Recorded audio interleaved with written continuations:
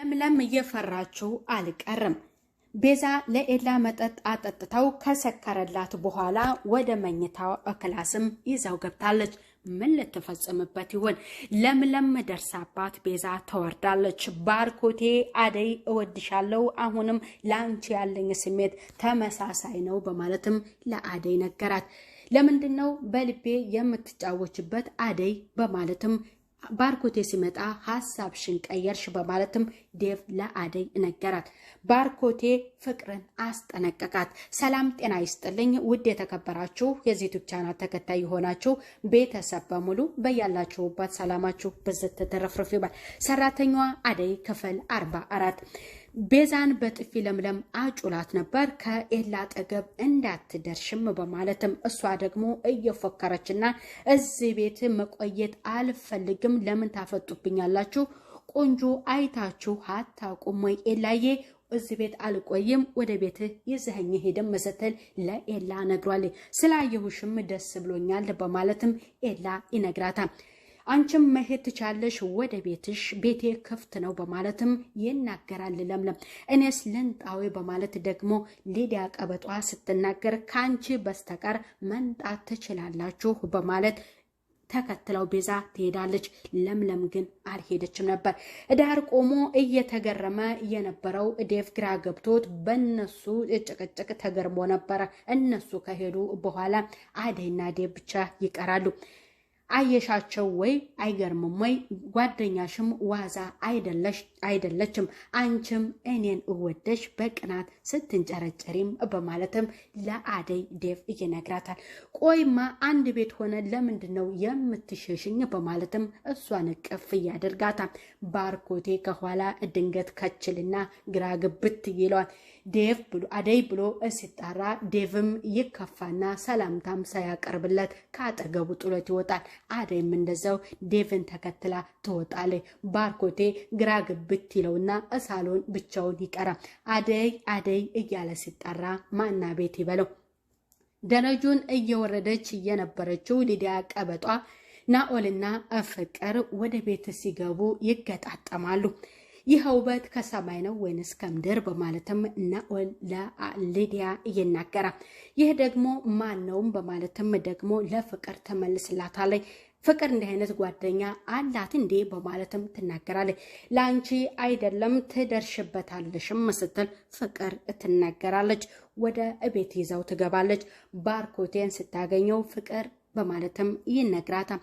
መች መተናው ስትለው አሁን ሰላምታ ይቀየራሉ። ማን ነው በማለት ናኦልን ይጠይቃታል። ጓደኛዬ ነው በማለት ትጠይቀዋለች። ክላስ እንዴት ነው ብሎ ሲጠይቀው የክላስ አይደለሁም በማለትም ለሱ ይመልስለታል።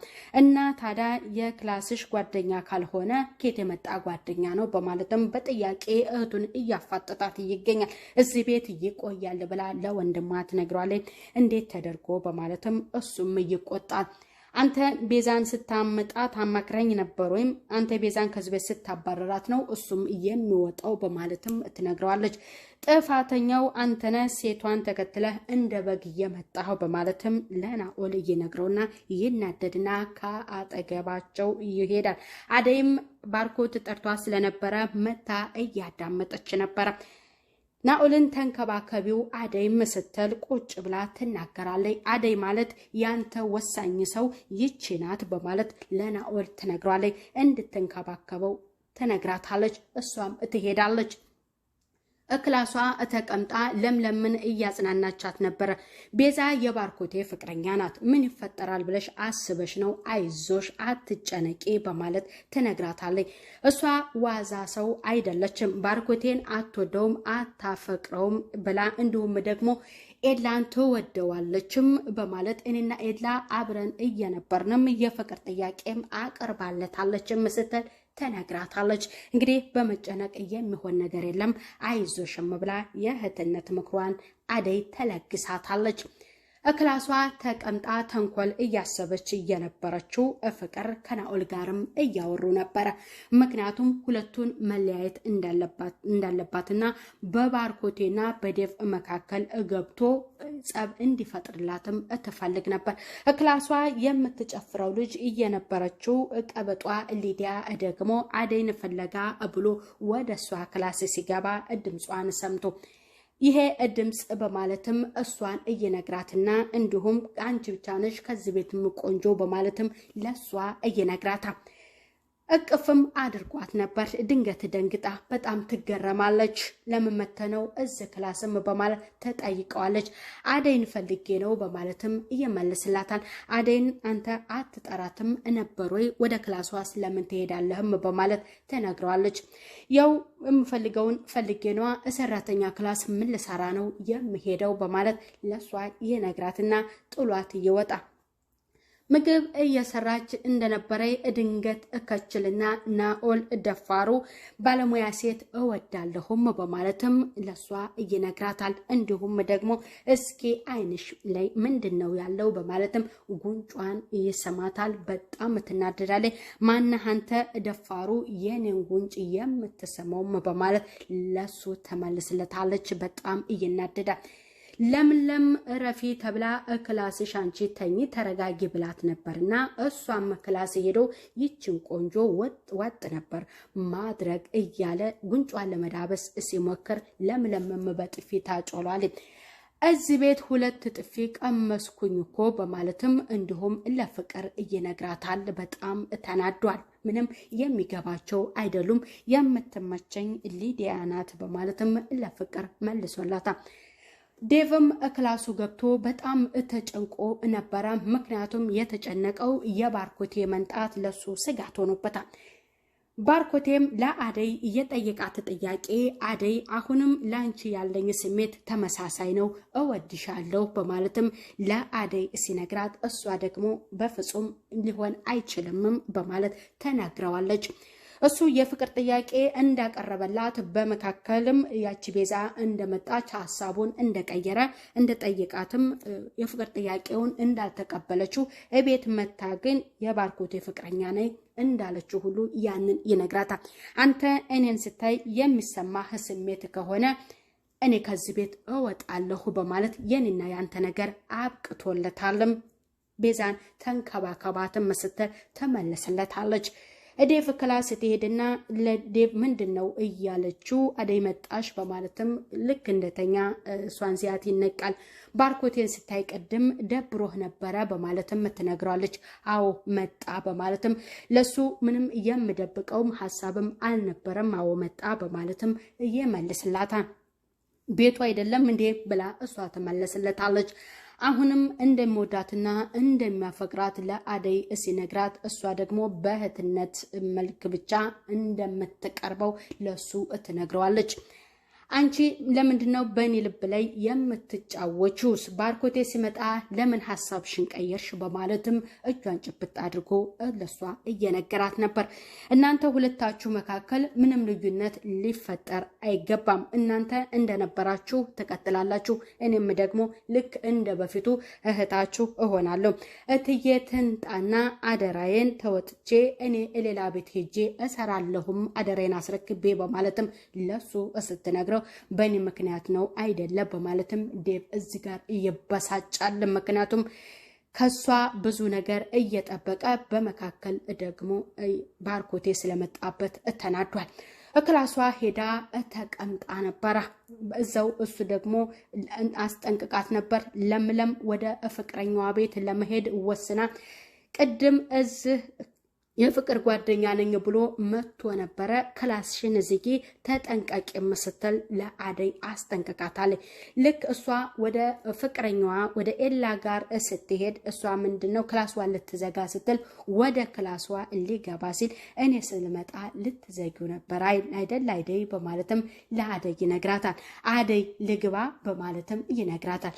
ወደ ክላሷ እሺ ግባ በማለትም በሩን ትከፍትለትና አጠገቧ ቁጭ እያለ እሷ ጋር እንደተቀመጠ አሁንም እሷ መሄድ እንዳለባትና እትዬ አደራ የሰጠችኝን እሷ ስትመጣ አደራዬን አስረክቤ ሌላ ቤት ሄጄ መስራት አለብኝ እያለችው እየነገረችው ድንገት ናኦል ወደዛ ክላስ ፍቅር ስላዘዘችው ስለ አደይ መጥፎነት ነገር ለዴቭ ሊነግረው ወደዛ ክላስ ይገባ። እኔ ሳውቅህ በፊት አንተ ደነዝ ነበርክ፣ አሁንም ደነዝ ነህ ወይ በማለትም ለሱ ይመልስልታል። ለምንድነው ክላሴ የመጣው በማለትም ሲነግረው አደይን የሚፈልገውን ነገር አዟትም እንደሆነ ይነግሯል። እሷም እሺ እሰራለሁ ብላ ከክላሷ ትነሳለች። ይች ልጅ የዋዛ እንዳትመስልህ በጣም መጥፎ ናት እያለ ስለ አደይ መጥፎነት እየነገረው ነበረ።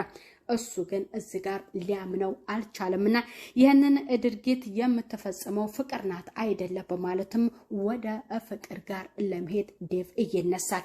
ገብቶታል ድርጊቱ። ሊዲያ ቀበጧም ሁለቱ አንድ ጋር ተመካክረው እንደሚሰሩም ገብቷት ነበር። ሳሎን ሄዳም እያዳመጠቻቸው ነበር። ይህን ድርጊት ከሷ ጋር ነው ልትፈጽም ያሰብከው አይደለ ብላ ሁለቱ እንደሚመካከሩና ናኦል ከሷ ጎን እንደሆነም ነግሯታል። ምክንያቱም ለምንድነው የመጣው ተብሎ ሲጠየቅ አንተ ስላልተንከባከብካት እኔ ልንከባከባት ነው፣ ፍቅር በጣም ጥሩና መልካም ልጅ ናትም በማለትም ለሊዲያ ሲነግራት ስለ እሷ ከሀ እስከ ፐ እኔ አውቃለሁ በማለትም ትመልስለታለች። እሷ ግን እዚህ ጋር እሱ የምትለው ነገር ከፈጸመላት በኋላ እሷ ያሰበችውን ነገር ልታስረክበው ነው የተነጋገሩት። ናኦልም በጣም ይናደድና ምክንያቱም ሊረዳው ስላልፈለገ ዴቭ ከክላሱ ወጥቷል። በጣም ተናዷል። ለሷ እያላት ነገር ሄዶ ምንድነው እዚህ ቤት የተመቸችኝ ሊዲያ ብቻ ናትን ብሎ ነው እየመለሰላት።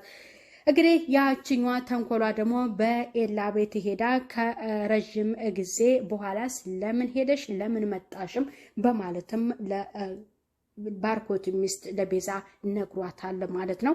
ስለ ለምለም መጥፎነትም ዝጋ ለኤላ እየነገረችው ነበረ። ግን እዚህ ቤት እንዴት ነው ብቻህን የምትኖረው በማለትም ስትነግረም በፊትም የማውቃት ፍቅርንም ሳላቅ ያስተማረችኝ ለምለም ናት፣ አሁንም እሷ ናት ያለችኝ በማለት ሲነግራት እሷ ግን ስንት ፍቅረኛ ነው ያላት በማለትም ለማጣላት በመካከል ትናገራለች። ለመናገር ያልፈለገችው ተው በቃ በማለትም ለሱ ከነገረችው በኋላ እንግዲህ እዚጋ መጠጥ እያጠጣችው ነበረ። ብር ከንቱ ነው በማለትም እበላለሁም እጠጣለሁም ግን ሊልዬን አምጥቶልኛል ወይ እያለ በስካር ለሷ እየነገራት ነበረ። ለምለም ደግሞ ጉዟን ወደዛ እያደረገች ባርኮቴ መንገድ ላይ ያገኛትና ወዴት ልትሄጂ ነው በማለትም ይነግራታል። ወደ ኤላ ጋር ልሄድ ነው ስትለው ቤዛዛ እንደሆነች ታውቂያለሽ እንዴ በማለትም ይነግራታል። አዎ ብላ ትለዋለች። ወደዛ ቤት ስትሄድ እንግዲህ ያው የተጠጣበትን ታገኛለች። እሷ ግን እንደሰከረላት ወደ ክላስ እየዛው ገብታ ይሄ ቀን እንደምፈጠርም አምን ነበር እያለች የተደሰተች እንዲሁም ደግሞ የድፍረቷ ድፍረት ልብሱን ሁሉ ከላይ እያወለቀችለት ቤት ስትገባ የጠጡበትን ታያለች ለምለም። እንዲሁም ደግሞ የሷን ልብስ ሶፋው ላይ ተጥሎ ስታየው ትናደድና ወደ ክላስ ስትገባ ያለውን ነገር ባይኗ በብረቱ ታየውና ትደነግጣለች ማለት ነው። እንግዲህ የዛሬው ቪዲዮ ይሄንን ይመስላል። ቀጣይ በሌላ ቪዲዮ እስከምንገናኝ ቤተሰብ ያላችሁበት ሰላም ቆዩ። ባይ ባይ።